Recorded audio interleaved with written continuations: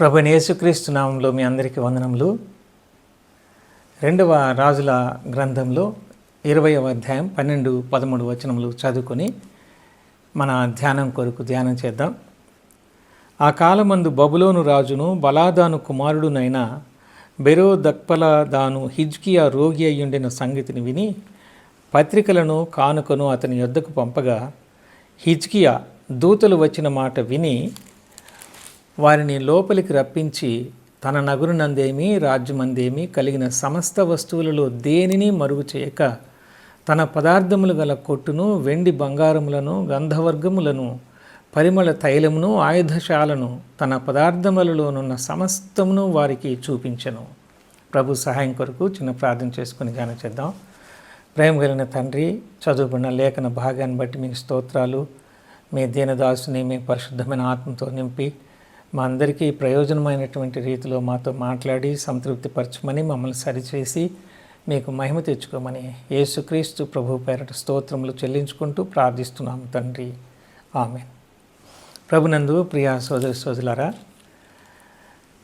అష్షూరు రాజు సన్హెరీబు ఉత్తర దేశంలో ఉన్నటువంటి ఎక్కువ సంఖ్య గల 10 గోత్రముల ఇశ్రాయేలీలను దేవుని మాటకు అవిధేయులుగా ఉన్నటువంటి వారిని దేవుడే వారి చేతికి అప్పగించగా వారిని ఘోరంగా పరాజయం పాలు చేసి వాళ్ళు తిరిగి దక్షిణ దేశంలో ఉన్నటువంటి యూదా రాజ్యంలోనికి యెరూషలేమును కేంద్రంగా పెట్టుకొని హిజ్కియా పరిపాలన చేస్తున్నటువంటి ఆ దినాలలో వారి మీదకి కూడా దండెత్తి వచ్చి యెరూషలేము చుట్టూ వారి యొక్క శత్రు సైన్యాన్ని మోహరించారు. కానీ హిజ్కియా తన ప్రజలతో యెరూషలేము లోపటనే ఉండి దేవుని సన్నిధిలో వారిని గురించి ప్రార్థన చేసి వాళ్ళు ఊరకనే ఉండగా దేవుడు తన ఒక్క దూతని ఒక్క రాత్రిలో 185,000 మంది అష్షూరు క్రూరమైనటువంటి రాజు సైన్యమును ఆ యొక్క సైన్యంలో ఉన్నటువంటి వారిని చంపివేసినప్పుడు తెల్లవారితే యుద్ధానికి వెళ్ళేటువంటి వారు వారే అలాగా పడిపోయి చనిపోయినటువంటి స్థితిలో ఉండగా చూచి భయభ్రాంతులై ఏమి జరుగుతుందో అని భయపడిపోయి వాళ్ళు తిరిగి వచ్చిన దారిలోనే వెనకకు ఓడిపోయి వెళ్ళిపోయినట్టుగా మనం చూస్తాము.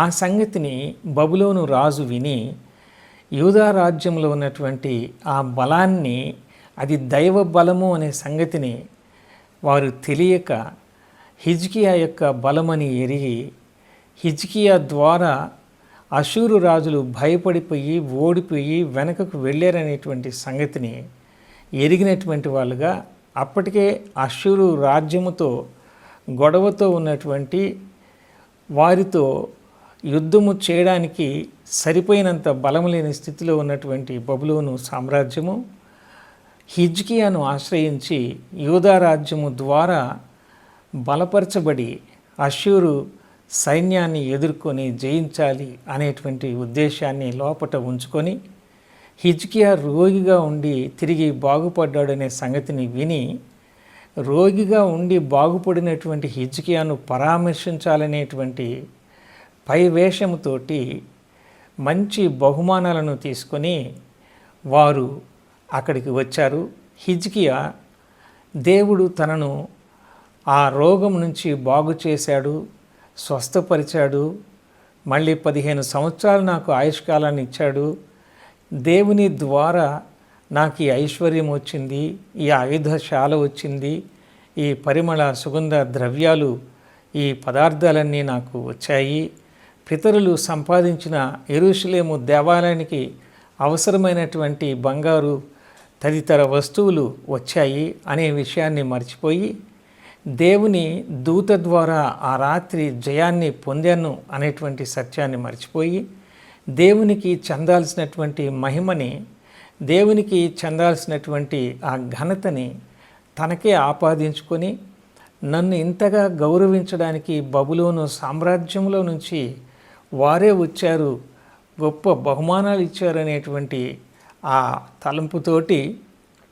తన దగ్గర ఉన్నటువంటి మందిరంలో ఉన్నటువంటి దేవుని సంబంధించిన పవిత్రమైనటువంటి వస్తువులతో పాటు తన రాజ్యమందు తన ఇంటిలో సమస్తంలో ఉన్నవన్నీ కూడా ఏది చూపించలేదు అనేది లేకుండా సమస్తాన్ని చూపించేసినట్టుగా మనం చూస్తున్నాం. మనం కూడా కొన్నిసార్లు దేవుడు మనలను స్వస్థపరిచాడు, దేవుడు మంచి విద్యావంతులుగా చేశాడు, దేవుడు మనకు ఉద్యోగాన్ని ఇచ్చాడు, లేక మనకు వృత్తి వ్యాపారాలను ఇచ్చాడు, దేవుని కనికరాన్ని బట్టి హోదా వచ్చింది, దేవుని భద్రతలో నేను ఉన్నాను అనే సత్యాన్ని మర్చిపోయి మన జ్ఞానంతో మనమే ఇంతటి వాళ్ళమయ్యాము అనేటువంటి ఆలోచన కలిగి దేవునికి చెందాల్సిన మహిమని మనకే ఆపాదించుకుంటూ మనము మిగతా వారిని వారు ఏ మనసుతో ఉన్నారు అనే వివేకాన్ని కూడా గ్రహింపు లేకుండా జీవం కలిగిన దేవునిని అనేక సార్లు అట్టి వారి మధ్యలో మహిమపరచాల్సినటువంటి స్థలంలో సమయంలో మనకు తెలియకుండగానే మనము దేవుని నామానికి అవమానకరంగా జీవించే ప్రమాదం ఉంది అని ఈ చిన్న వాక్య ధ్యానంలో మనం చూస్తూ ఉంటున్నాం. ఇక్కడ హిజ్కియా తను గర్వించినట్టుగా మనం చూస్తున్నాం. దేవుడు చేసిన మేలులకు కృతజ్ఞత లేనటువంటి స్థితికి దిగజారిపోయినట్టుగా మనం చూస్తున్నాము. అదే సమయంలో హిజ్కియా వారిచ్చినటువంటి ఆ బహుమానాల వలన తను ఏమి కోల్పోతున్నాము, ఇవి అపవిత్రమైనటువంటివి అనే అవగాహన లేకుండా ఆయన మారిపోయినటువంటి స్థితిని మనం చూస్తూ ఉన్నాము.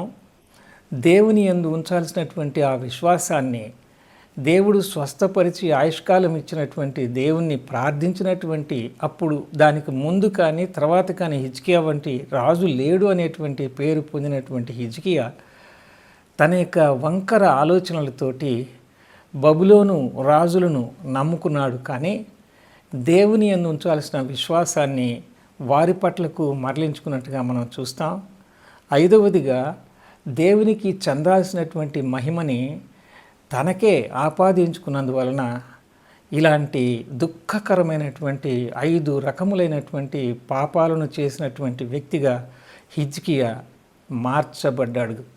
ఆ సంగతిని ఎరిగిన యెషయా గతములో ఆయన స్వస్థత కొరకు ప్రార్థించి చెప్పినటువంటి ప్రవచన నెరవేర్పు అయిన తర్వాత ఇలాంటి పరిస్థితిని గ్రహించినటువంటి భక్తుడు ప్రవక్త అయినటువంటి యెషయా తిరిగి హిజ్కియా దగ్గరకు వచ్చి నీవు చేసిన పని ఏమి అని చెప్పి, నీవు ఇలాగా చేసావు, నీ తర్వాత వచ్చేటువంటి పిల్లల్ని, నీ తర్వాత వచ్చే వారిని, నీ వారిని నపుంసకులుగా చేసి బబులోను రాజ్యానికి తీసుకుని వెళతారు.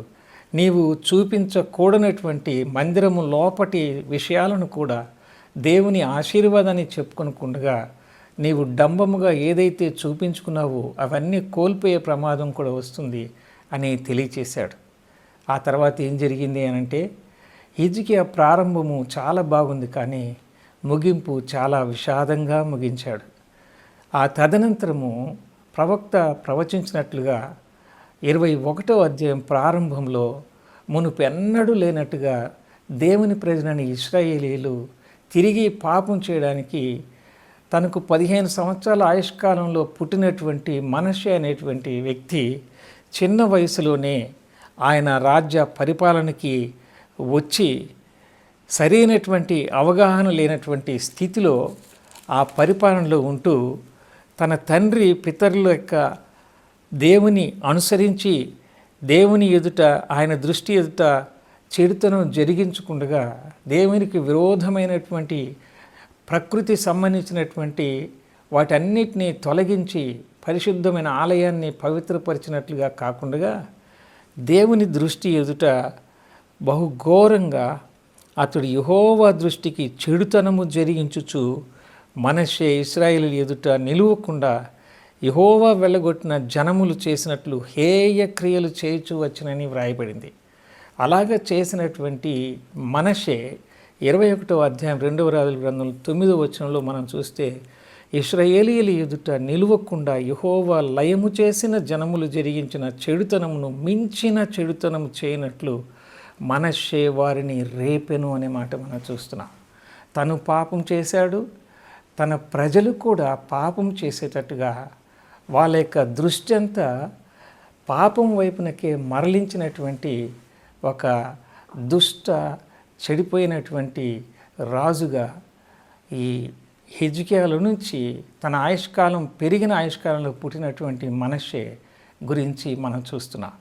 ఇందులో మనం నేర్చుకునేటువంటి శ్రేష్టమైనటువంటి దైవ ధ్యానము ఏంటి అంటే, దేవుడు మనలను ఏ స్థాయిలో ఉంచినా అది దేవుని యొక్క దయ వల్ల మనం ఇట్లా ఉన్నాము అని మనం అనుకోవాలి. దేవుని చిత్తాన్ని బట్టి ఇది అది చేస్తాము అని మనం మాట అనుకోవాలి. అంతేకాకుండా మనకిచ్చిన ఆరోగ్యం, మనకిచ్చిన ఐశ్వర్యం, మనకిచ్చిన గృహాలు, మనకిచ్చిన ఉద్యోగ వృత్తి వ్యాపారములు, మనకిచ్చినటువంటి సేవా విధానం కూడా ఆయన ద్వారా మనం పొందేమనేటువంటి ఆలోచన మనకి ఎప్పుడైతే మనం కోల్పోతామో, అప్పుడు మనల్ని అడగకపోయినా కూడా మన ఇంట్లోకి పిలిచి అంత ఫర్నిచర్ చూపించినట్టుగా దేవుని యొక్క నామానికి చెందాల్సినటువంటి మహిమని చెందకుండగా మనము అన్నీ చూపించినందువలన అపవాది ఎక్కడ అవకాశం ఉంటే అక్కడ దూరి మనలోనే ఆ చెడ్డ క్రియను చేసి, ఒకవేళ హిజ్కియా తన యొక్క రాజ్యంలో నా కాలంలో నేను సమాధానంగా వెళ్తున్నాను కదా అని అన్నాడు, కానీ తన తర్వాత సంతానము ఇలాగా అవుతారని శాప పరిస్థితిని ఎదుర్కొంటారని చెప్పినా కూడా దానిని లక్ష్య పెట్టలేదు. నేను బాగుంటే చాలు అని అనుకున్నాడు. ఈ నేటి దినాలలో తల్లిదండ్రులుగా మనము దేవుని సేవకులంగా, దేవుని సంఘాలను నడిపించేటువంటి దేవుని పరిచారకులముగా మన వంతు మనం చేయాల్సినటువంటి పని అనేక సార్లు ఒక చెడ్డ శోధనలో మనం పడేటప్పుడు సహించి దాని నుంచి విజయాన్ని మనం ప్రార్థన ద్వారా పొందుకోగలుగుతాం. అలాగుననే ఏదైనా కష్టము, శ్రమ కలిగినప్పుడు, అవమానం మనకు కలిగినప్పుడు అందులో కూడా మనము ఆ భయంకరమైన స్థితిలో నుంచి బయటపడడానికి మన ప్రార్థనా జీవితం సరిపోతుంది. కానీ దేవుడు మనలను దీవించినప్పుడు, ఆత్మీయంగా కూడా మనం ఎదిగినప్పుడు ఆ కళకళలాడేటువంటి ఆ శరీర సంబంధించిన ఐశ్వర్యము, శరీర సంబంధించినటువంటి ఆశీర్వాదంతో పాటు ఆత్మ సంబంధించినటువంటి ఆశీర్వాదాన్ని కూడా మనం పొందుకుంటూ, ఇవన్నీ నా యొక్క నైపుణ్యతను బట్టి నేను ఇలాగా దేవుని వాక్యాన్ని ప్రకటించగలుగుతున్నాను, నా నైపుణ్యాన్ని బట్టి ఈ రీతిగా ప్రార్థనా జీవితాన్ని కలిగి ఉన్నాను, నా యొక్క ప్రార్థనా జీవితం వల్లనే నేను, నా కుటుంబము, నా యొక్క ఐశ్వర్యం ఇలాగను ఉంది అని మనము చెప్పుకునేటువంటి వారంగా ఉండి, దాని ద్వారా మనము గర్వించేటువంటి వాళ్ళంగా, దేవునికి చెందాల్సినటువంటి మహిమను ఆయనకి చెందకుండా చేసేటువంటి వారంగా, దేవుని మీద ఉంచాల్సిన విశ్వాసాన్ని ప్రకృతి సంబంధించిన మనుషుల మీద ఉంచేటువంటి పద్ధతికి వెళ్ళిపోయే వాళ్ళముగా, ఎవరైనా మన యొక్క ప్రార్థనా జీవితం, ఆత్మీయ జీవితాన్ని చూచి ఏమైనా బహుమానాలు ఇస్తే అవి ఏ ఉద్దేశంతో వాళ్ళు మన దగ్గరకు వచ్చారో అనే గ్రహింపు లేకుండా అవసరం లేనటువంటి కూడా మనం పుచ్చుకొని మన విషయాలు, దైవ సంబంధించిన విషయాలు సువార్త చెప్పే విధానంలో చెప్పాలి తప్ప మనకున్నటువంటి పరిస్థితులు అన్నిటినీ చెప్పినందువల్ల ఆ తరువాత జరిగిన సందర్భము అవన్నీ బబులోను సామ్రాజ్యానికి తీసుకుని వెళ్ళిపోయారు. అలాగా ఎంతో కాలం, ఎన్నో సంవత్సరాలు వాళ్ళు నష్టపోయారు. తర్వాత ఎజ్రా కాలంలో, నెహెమ్యా కాలంలో అవన్నీ తిరిగి దేవుడు అనుగ్రహించాడు అన్ని రాజుల ద్వారానే. కానీ ఆ హిజ్కియా కాలంలో తన కాలము ప్రారంభంలో ఎంత ఆత్మీయంగా, ఎంత చక్కగా ఉందో తన యొక్క ముగింపు విషాదంగా ముగించింది. తన తరువాత వచ్చినటువంటి ఆ మనష్షే అనేటువంటి వ్యక్తి ఎంత చెడుతనం చేస్తూ ఇశ్రాయేలైన దేవుని ప్రజలు చెడుతనం చేస్తట్టుగా రేపాడు అనేటువంటి మాట మనం చూస్తాం. They paid their attention on idolatry అనేది మనం గమనిస్తాం. కాబట్టి మన యొక్క అటెన్షన్, మన యొక్క దృష్టి దేవుని మీద ఉంచాలి. దేవునికి మహిమ వచ్చేటట్టుగా మన ప్రతి మాట, మన ప్రతి చలనము ఉండేటట్టుగా ఉండాలి. ఈ ప్రమాదకరమైనటువంటి దినాలలో ఏదో ఒక రకంగా మనలను దారి మళ్లించేదానికి అపవాది కుయుక్తిగా ఉన్నాడనే సంగతి గ్రహించి ఆత్మీయంగా కూడా గర్వించకుండా ప్రభువుని కనపరిచే విధంగా ఉండడానికి ఈ చిన్న ధ్యానం మనకు ఆశీర్వాదకరంగా ఉండినట్లు చిన్న ప్రార్థన చేసుకుందాం. ప్రేమ కలిగిన తండ్రి, ఇచ్చిన చిన్న సందేశాన్ని బట్టి మీకు స్తోత్రాలు. మేము కూడా నాయన గర్వించకుండా దీన మనసుతోటి నాయన మీరు మాకు చెప్పినట్లుగా ఆ సిలువను ఎత్తుకొని మిమ్మల్ని వెంబడించే భాగ్యం, మీ దగ్గర సాత్వికం దినదినము నేర్చుకునేటువంటి భాగ్యం దయచేయండి.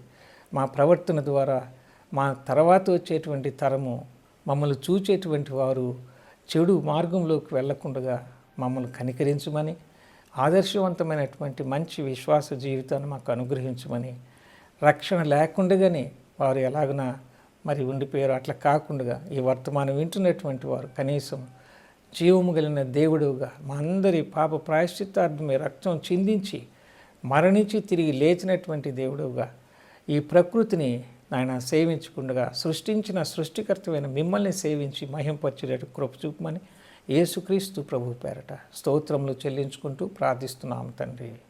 ఆమేన్. వందనాలండి అందరికీ.